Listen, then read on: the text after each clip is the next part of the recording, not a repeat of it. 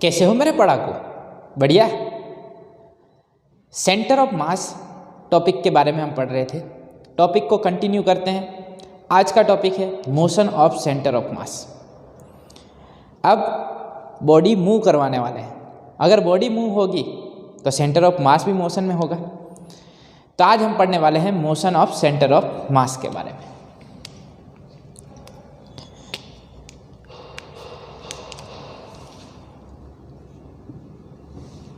हमने एक equation obtain किया था।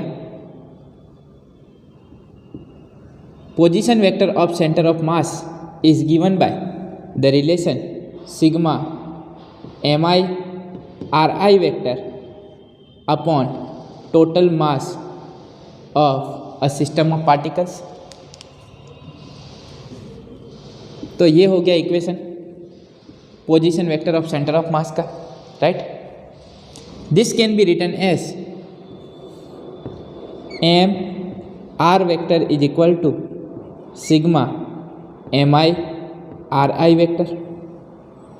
इसको इस तरफ लेके जाएं तो ये इक्वेशन बनेगा m r vector is equal to sigma mi ri vector. For system of n particles this equation can be written as m1 r1 vector plus m2 r2 vector plus up to mn rn vector, right.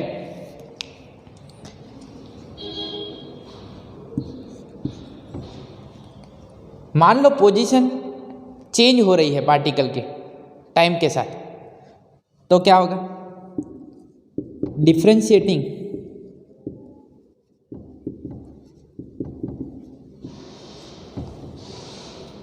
Above equation with respect to time. इस इक्वेशन को अगर differentiate किया जाए with respect to time तो क्या बनेगा? m dr vector by dt is equal to m1 dr1 vector by dt plus m2 dr2 vector by dt plus mn drn vector by dt, right. ये चीज बनेगी।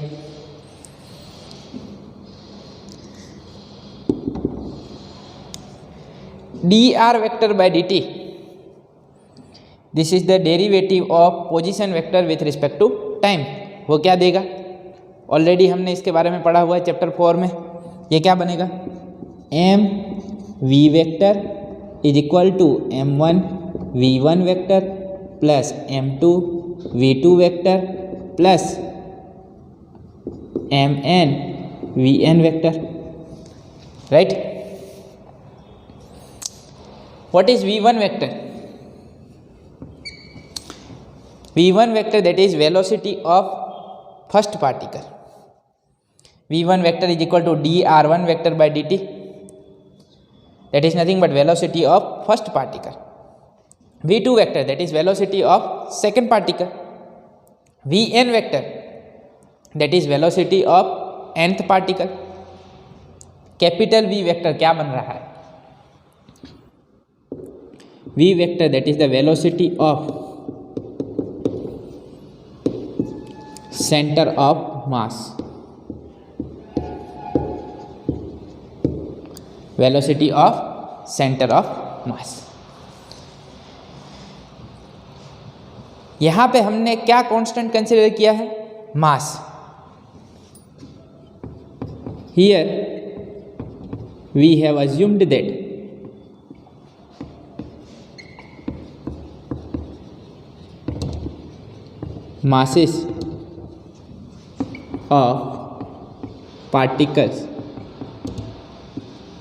masses of particles do not change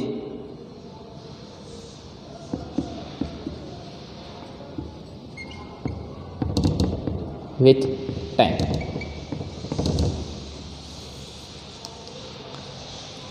ये masses जो हैं वो समय के साथ चेंज हो रहे नहीं है, ऐसा हमने अज्यूम कर लिया है। मास जो है वो क्या है? हर एक पार्टिकल का कांस्टेंट, ठीक, सिर्फ क्या चेंज हो रहा है, पोजीशन। तो अगर मास नहीं चेंज हो रहा है टाइम के साथ तो उसका डिफरेंशिएशन होगा नहीं। तो यहाँ पे हमने मास का डिफरेंशिएशन नहीं किया, किसका डिफरेंशिएशन किया है, पोजीशन वेक्टर का, राइट। इसे मैं दे देता हूँ equation number 1। Differentiating equation 1 with respect to time क्या मिले,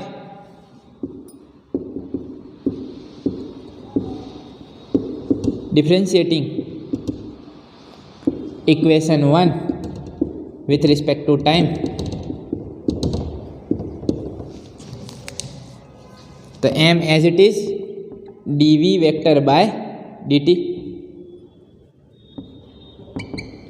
is equal to m1 as it is dv1 vector by dt plus m2 dv2 vector by dt plus mn dvn vector by dt।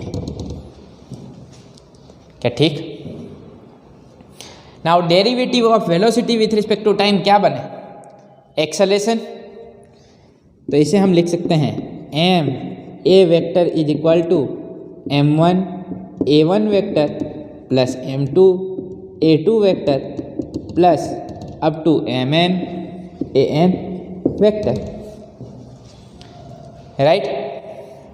Where a1 vector that is nothing but dv1 vector by dt, that is nothing but acceleration of the first particle. This is acceleration of the second particle. This is acceleration of nth particle. And what is a vector?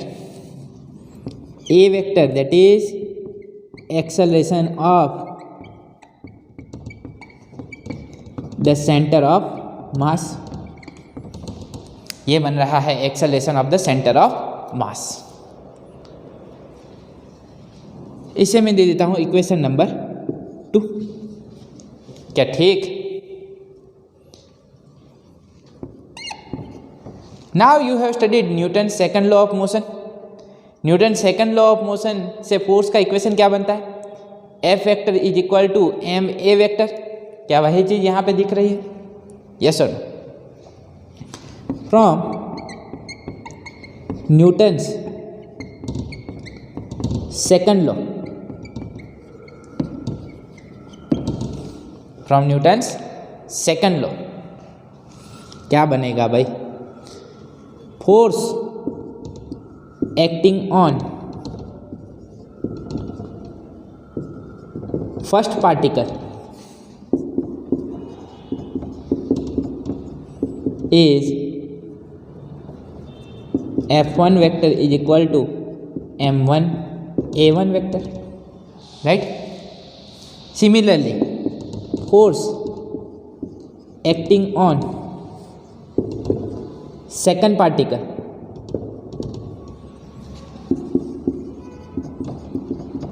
is F2 vector is equal to M2 A2 vector and so on। Newton second law से हम बोल सकते हैं M1 A1 vector क्या है, that is F1 vector force acting on first particle, M2 A2 vector that is the force acting on second particle, Fn vector will be the force acting on nth particle. So equation 2 can be written as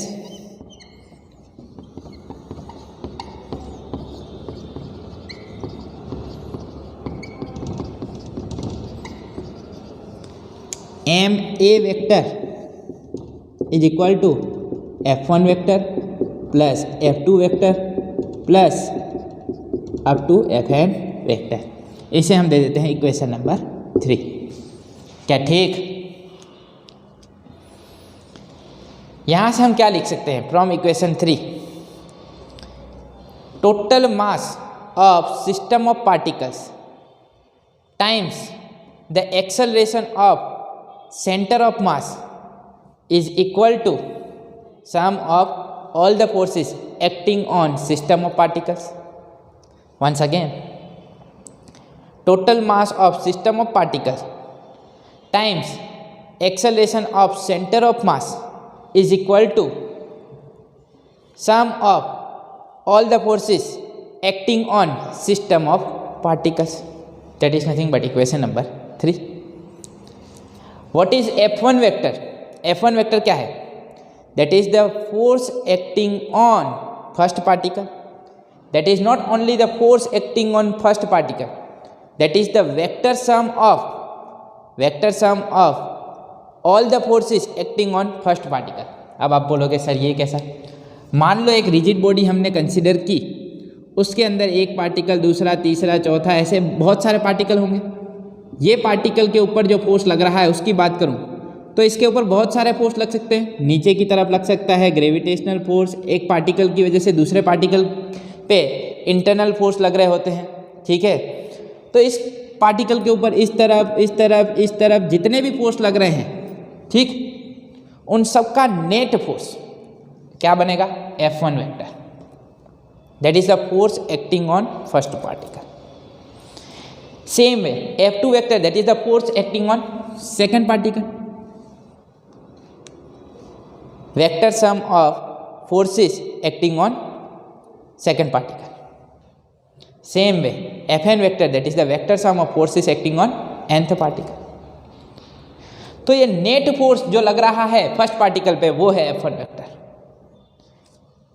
वैसे ही F2 vector क्या है? Net force acting on second particle. क्या समझ में आ रहा है? ये सिर्फ एक फोर्स नहीं है, इन सब की वजह से जो नेट इफेक्ट मिलेगी इस पार्टिकल पे, इन सब फोर्सेस की वजह से जो नेट इफेक्ट मिलेगी इस पार्टिकल पे वो है F1 वेक्टर. क्या ठीक? अब F2 वेक्टर, वैसे ही वो क्या हो जाएगा? Net force acting on second particle. क्या चीज़ें समझ में आ रही हैं? एकदम परफेक्ट. चलिए आगे और एक इक्वेशन लाते हैं, और उससे पहले आप लोग इतना लिख लो.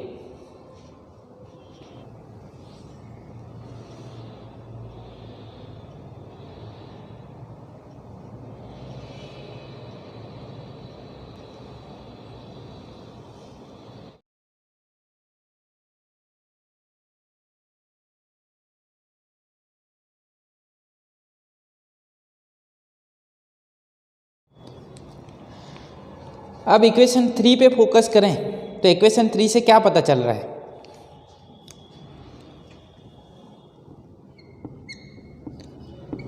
Among these forces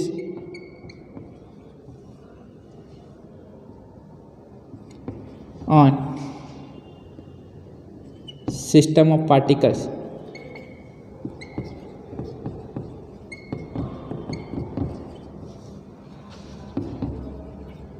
there will be external forces exerted by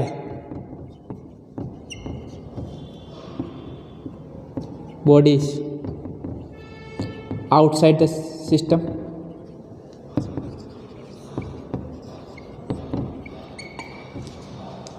ये जो फोर्सेस हैं, ये फोर्सेस कैसे हो सकते हैं?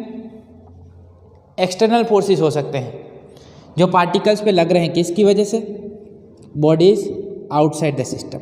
बाहर से जो फोर्स लग रहे हैं वो कैसे फोर्स है? External forces. And internal forces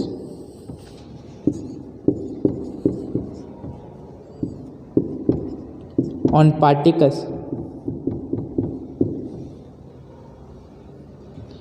by one another.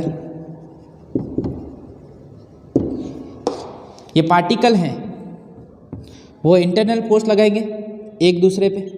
जैसा तो फोर्सेस जो मिलेंगे वो कैसे होंगे? इंटरनल फोर्सेस भी होंगे, एक्सटर्नल फोर्सेस भी होंगे. दोनों ही तरह के फोर्स हो सकते हैं. इस इक्वेशन में जो फोर्स मिल रहे हैं F1 vector, F2 vector plus up to Fn vector. But according to Newton's third law, पढ़े हो Newton's third law? Internal forces, जिसके बारे में आप लोगों ने पढ़ा था law of conservation of momentum में, internal forces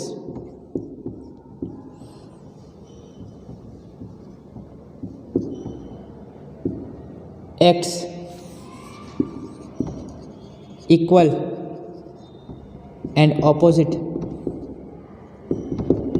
in pairs. Internal forces जो होते हैं वो कैसे होते हैं? इक्वल होते हैं, ऑपोजिट होते हैं, पेयर में होते हैं। एक पार्टिकल दूसरे पे लगाएगा, जितना फर्स्ट पार्टिकल सेकंड पे लगाएगा उतना ही सेकंड पार्टिकल फर्स्ट पे लगाएगा। यस और नो? कुछ ऐसी चीज होगी, x equal and opposite in pairs and there contribution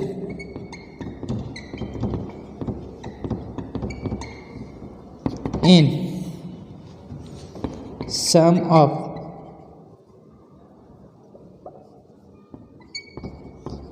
forces in equation 3 is 0।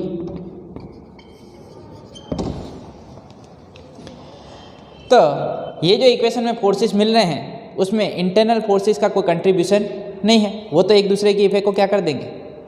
Cancel. जितना फर्स्ट पार्टिकल सेकंड पे लगाएगा उतना ही सेकंड फर्स्ट पे लगाएगा, मतलब एक फोर्स पॉजिटिव होगा दूसरा नेगेटिव होगा, इक्वल एंड ऑपोजिट होंगे, तो नेट तो क्या मिलेगा? 0। तो यहाँ पे इंटरनल फोर्सेस कंट्रीब्यूट करने वाले नहीं हैं, उनका कंट्रीब्यूशन क्या रहने वाला है? 0। तो कंट्रीब्यूट कौन करेगा? सिर्फ एक्सटर्नल फोर्स। कौन कंट्रीब्यूट करेगा? सिर्फ external force. Contribution is only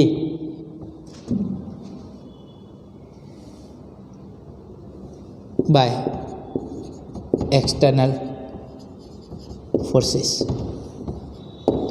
तो ये जो सारे फोर्स मिल रहे हैं वो कौन से हैं? External force. कैसे फोर्स है?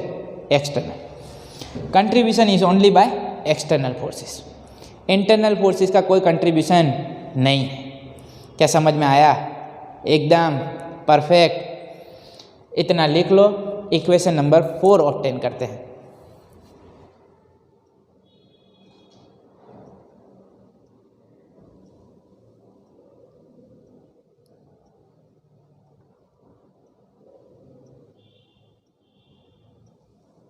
इक्वेशन 3 को क्या ऐसे लिखा जा सकता है?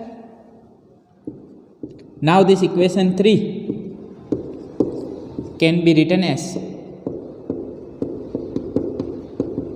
जैसे कि आप लोग जानते हो ये सारे फोर्सेस कैसे हैं? External forces.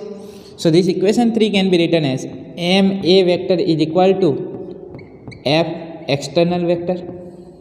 चलो equation number 4।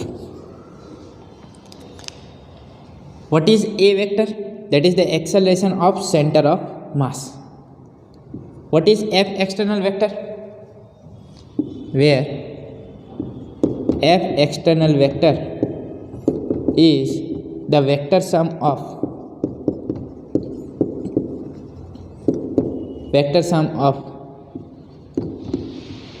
all the external forces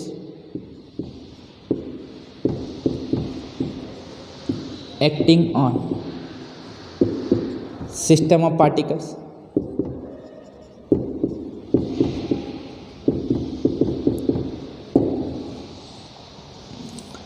ये क्या हुआ? Vector sum of all the external forces acting on system of particles.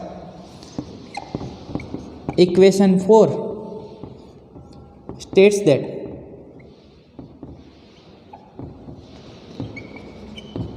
motion of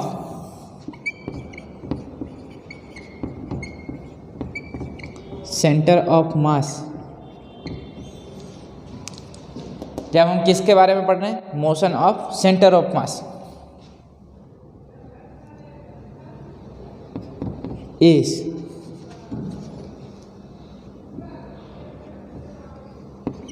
due to external forces acting on centre of mass. Equation 4 क्या बता रहा है? Motion of centre of mass, mass into acceleration. कुछ acceleration हो रहा है centre of mass का, किसकी वजह से हो रहा है? that is due to external forces acting on center of mass. Equation 4 से ऐसा लग रहा है, from equation 4 we can say that mass of system of particles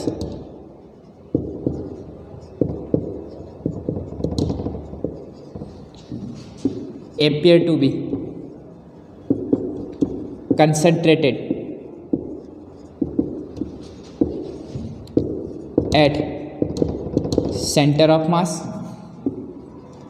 and all the external forces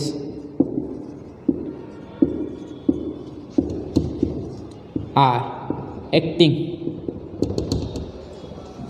on center of mass. Equation 4 से क्या लग रहा है, पूरा बॉडी का जो मास है वो कहाँ पे अपियर हो रहा है, it appears to be, mass of system of particles appears to be concentrated at center of mass, and all the external forces are acting on center of mass. Equation 4 यही बता रहा है, पूरा मास जैसे कि कहाँ पे कंसंट्रेट हो गया हो, एक पोजीशन पे, कहाँ पे, सेंटर ऑफ मास पे, and all the external forces are acting on centre of mass. ये टोटल फोर्स है, फर्स्ट पार्टिकल पे, सेकंड पार्टिकल पे, nth पार्टिकल पे. पर इक्वेशन 4 जो बन रहा है वहाँ से हम बोल सकते हैं कि ये पूरा का पूरा फोर्स कहाँ पे लग रहा है, सेंटर ऑफ मास पे.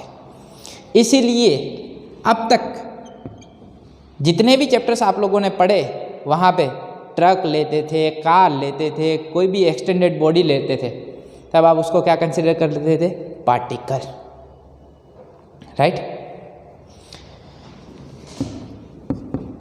For the study of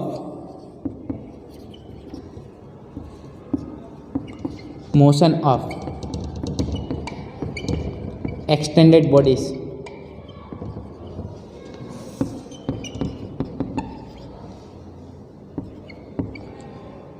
we considered extended body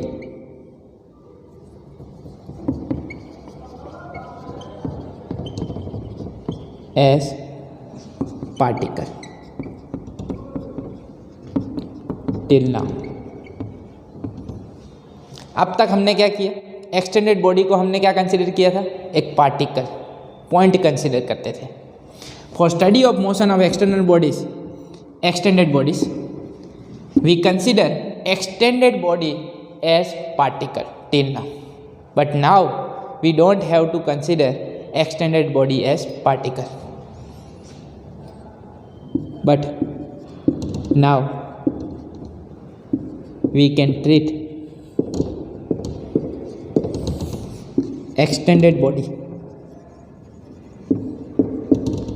as system of particle. अब हम उसे सिस्टम ऑफ पार्टिकल कंसिडर कर सकते हैं. अब जरूरत नहीं है एक सिंगल पार्टिकल कंसिडर करने की,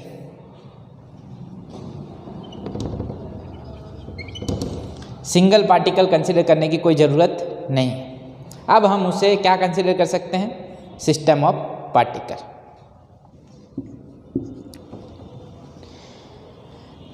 Now, whenever we study motion of center of mass, then no knowledge of internal force is required. जब सेंटर ऑफ मास की स्टडी कर रहे हो तो इंटरनल फोर्सेस का कंट्रीब्यूशन तो क्या है, 0. Only we need to know about external forces. हमें किसके बारे में जानकारी होनी चाहिए, एक्सटर्नल फोर्सेस के बारे में. फिर हम easily motion of centre of mass study कर सकते हैं. एक बेस्ट एग्जांपल लेते हैं, X axis, Y axis, and suppose projectile is following parabolic path. Projectile है वो कौन से पाथ को फॉलो कर रहा है, पैराबोलिक पाथ को. यूजुअली जो हम लेते हैं प्रोजेक्टाइल के लिए कौन सा पाथ लेते हैं? Parabolic path. Suppose Midway in air it explodes, कहीं पे हवा में ये एक्सप्लोड होता है, ठीक, एक्सप्लोजन। ये प्रोजेक्टाइल एक्सप्लोड हो तो इसमें से फ्रेगमेंट्स निकलेंगे, राइट। ये हो गया पैराबोलिक पाथ।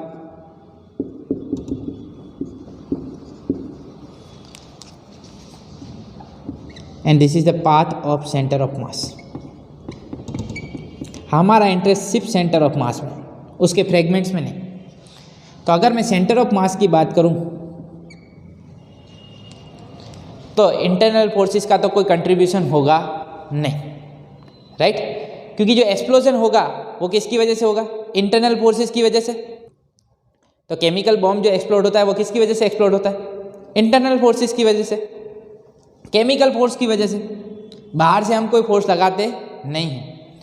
तो इंटरनल फोर्सेस का तो कोई कंट्रीब्यूशन है ही नहीं जब हम किसके बारे में पढ़ रहे हैं? Motion of centre of mass. And the external force which was acting on this projectile before explosion was nothing but force of gravity, and the force of gravity before explosion and after explosion will be same. Force of gravity तो change होगा नहीं. So if external force is same, then this center of mass of this projectile will continue to move along parabolic path. वो अपना path change करेगा नहीं. This projectile continue to move along parabolic path. क्या समझ में आया? एकदम perfect. तो ये था topic motion of centre of mass का. जब कोई ऑब्जेक्ट मोशन में आता है तो उसके बारे में हम क्या क्या पढ़ते हैं? Velocity, acceleration. अब उसके पीछे का कॉज क्या होता है? Force, energy, right. एक और चीज़ पढ़ी थी चैप्टर नंबर 5 में. किसके बारे में पढ़े थे? मोमेंटम. तो फोर्स वगैरह तो आ चुका है, मोमेंटम के बारे में जानकारी लेनी होगी. मोमेंटम के बारे में भी पढ़ेंगे. क्या होगा उसका इफेक्ट सेंटर ऑफ मास पे, क्या चीज़ें होंगी. मोशन स्टार्ट कर दिया है, मोशन ऑफ सेंटर ऑफ मास, तो अभी उसके बारे में पढ़ेंगे. इतनी चीज़ें तो पढ़ ली, एक्सेलरेशन, वेलोसिटी, फोर्स, ठीक है. बाकी जो चीज़ें बाकी हैं, जितनी चीज़ें और भी बाकी हैं, उनके बारे में स्टडी करेंगे पर नेक्स्ट लेक्चर में. आप लोगों को लिखने के लिए टाइम मिलेगा, पर आज का लेक्चर मैं यहाँ पर स्टॉप कर रहा हूँ. स्वस्थ रहें, मस्त रहें, दीपक सर के साथ पढ़ते रहें. मिलते हैं नेक्स्ट लेक्चर में. तब तक के लिए बाय बाय. Thank you.